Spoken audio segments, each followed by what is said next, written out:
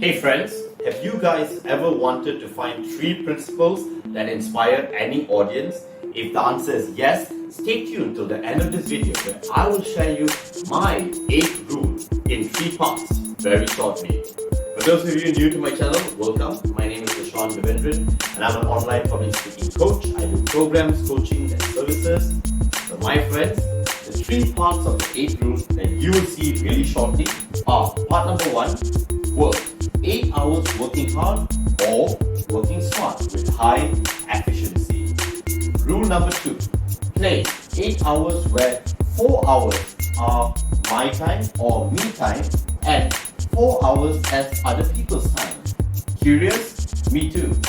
Part number 3, rest 8 hours of sleep. Rest is pivotal for balanced lifestyle. This may sound something very straightforward and simple, yet watch how I package it nicely into 3 parts when I'm delivering my principle. You can use the same technique if you want to deliver a methodology, a structure, or even a simple technique of know-how. So my friends, let's watch this speech till the very end. Let's go!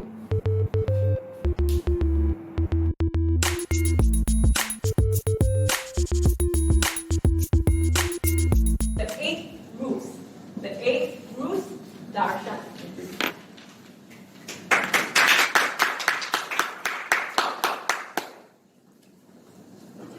A very good evening to everybody and thank you for having me here today. So today I'm going to talk to you about the 8th rule. So before I get into what is the 8th rule, let me first tell everybody here today that we are all born with the same amount of time and the same amount of hours, minutes and seconds in a day, which is 86,400 seconds. So if you break it down into that many seconds, think of it in another way. If someone gave you 86,400 ringgit a day, what would you do with it? And it refreshes every day from zero and it starts fresh every day. So that's just a question to ponder. So now let me break down my speech into 3 parts. So I'm going to first of all talk to you about the first rule of 8, which is 8 hours of work. The second rule of 8, which is 8 hours of play. And the third rule of 8, which is 8 hours of rest. So you're probably wondering why I break it down into these 3 categories. It's probably because this is one of the kind of mottos or principles I try to follow and try to emphasize in my life for a nice work-life balance. And of course, we're all human. It doesn't always work out the way it wants to be. But let me give it a try and let's see how many of you are actually going to implement it tonight or even moving forward tomorrow and so on. So let's begin with the first rule, the rule of 8. So all of us here are studying, some of us are working, some of us have other things to do in life. And each and every one of us here has a very set part in life, and it is what we are governed by in a way, because that is what we are supposed to do, or that is what we choose to do, for example. Either it is to graduate, it's to earn money, it's to support the family, and it could be for a variety of reasons. And so like myself, I work at the moment, I'm doing business development, which is something like sales, and I work in a company that does payroll products. Payroll is towards like HR and payment of salaries and towards that kind of product. So the reason why I'm talking about the first rule of 8 is that in work.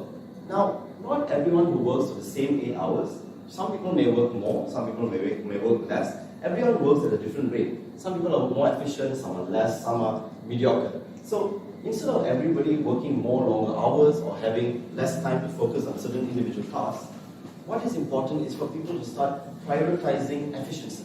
So why I talk about efficiency is because, for example, if you could do the job in say 6 hours, versus your colleague who could do it in say 8 or 10 hours, you're easily more efficient, although you spend lesser hours.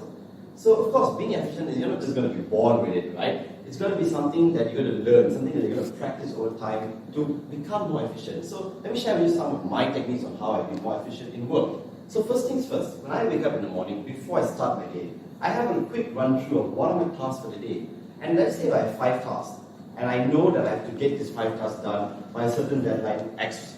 So what I start doing is I start prioritizing. Maybe task A, B, and C is what's required most important. It could be maybe for the manager, it could be towards say my targets, it could be towards the team target or the company's target. So once you set your own priority, you could delegate task C and D, task D and E, which is the 4th and 5th task, to other people. You can delegate it to say your colleagues. You can delegate it to interns, you can delegate it to other people in the other departments, say your marketing team or your finance team, to help you out. And of course, when I say delegate, it doesn't mean you take your work and you chuck it there and you leave it away. No. What it means is you go to them, you tell them, this is what I've got to do today and this is why I can't do this task today. And then tell them, This is how I would do it if I were you, and tell them, give me any feedback or any suggestions if you can't go through it.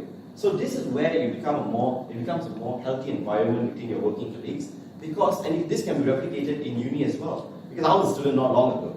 I just graduated like a year ago actually, to be frank. So why I'm sharing this as well is because when you're a student, which is probably more applicable, is that when you start focusing on the big level tasks, the smaller menial tasks can be pushed to later so that you don't cramp up the quality of doing the bigger, more important tasks. So that's number one. And another way which I like to do is to basically say no. Like for example, if you're being pressed for time, if you're being pressed by your bosses or your parents or by your teachers to do X, Y, and Z, and you really, really know you can't do Y and Z, tell them, I'm sorry, I can't do it. It's better to be frank and give out crappy work at the end of the day. And that's something that we should be braver in doing, because I know it's really not easy. It's not at all easy to say, no, I can't do it, sorry. But that's something to try, who knows? So let me move on to the second rule of 8, which is me time. Well, basically, the rule of play. So 8 hours after you're done with your work and studies, you now have 8 hours for yourself. So let me break it down further into 2 categories. 1, 8 hours for yourself. And 4 hours for yourself. Not bad. And another 4 hours is for other people. So when I say other people, it means your family, your friends, your loved ones, your relatives, your colleagues, your society members, Toastmasters, things that are of interest and passion to you. So when you delegate these 4 hours, you just focus and enjoy and do these things that actually bring benefits to you. It could be watching a movie with some friends, it could be catching up for dinner with your parents, it could be going bowling with your colleagues, The list is endless, and all this helps to keep you in a very balanced mode. And for myself especially, when it comes to like the other rule of 4, which is the 4 hours for myself, this is the part where I would basically take time out for myself to do me time. And I think it's very important for everyone in this room to also practice me time. Me time is very simple. It's actually reflection. You reflect on yourself. You actually tell yourself, right, this is what I enjoy doing, what I want to be, what's my target, And it's very composing and relaxing. And we all do it in very different techniques. Some people just like to listen to music. Some people like to sleep. Some people like myself like to eat. Some people just like to go walking around. So it's a very different way of spending quality time with yourself. And the benefits are very, very good, because when you have me time, and then you put yourself back into society, you're more pumped up, you're more ready to meet people and to actually go about your working life or your studying life as well. So this brings me to my final rule of 8, which is the rule of rest. So 8 hours of sleep is very, very pivotal, because for our bodies, and I'm sure all of us here knows this is basic science, it's like we need it to function on the next day for efficiency as well, and also for peace of mind. Because if you all function on lack of sleep, trust me, you just don't get the same results as compared to someone who gets consistent 8 hours of sleep. And this is something that I feel many people get caught up by, because they feel like, oh, it's fine, I'm young, I'm energetic, I can sleep later, I can sleep on the weekend. But no, you can't. In the long run, your body will feel the effects of the years and years of lack of proper sleep. And that is something that we're all, starting tonight, who knows? So, why am I sharing all this with you? You probably think this is a boring science class, but no, it's not. So the reason why I'm sharing with you these 3 rules of 8, which I try to implement in myself, is because I want everyone here to try to get little excerpts of what I've shared and to see what fits and what does not fit your life, and to have a more balanced work life. And also, when you do that, you become happier per se, and you also keep the people around you happy, which is very important. So with that, I'd like to tell thank you. Hey guys, thank you so much for watching to the very end of this video. And if you feel you've enjoyed this video, go on and smash that like button below, and also subscribe to the channel for more great content coming your way. And I also encourage all of you to share your thoughts in the comment section below. This is Dharshanth Devendran once again, and I'm more than happy to share with you my public speaking classes online. Go on and click the link below to find out more. And most importantly, see you in the next video.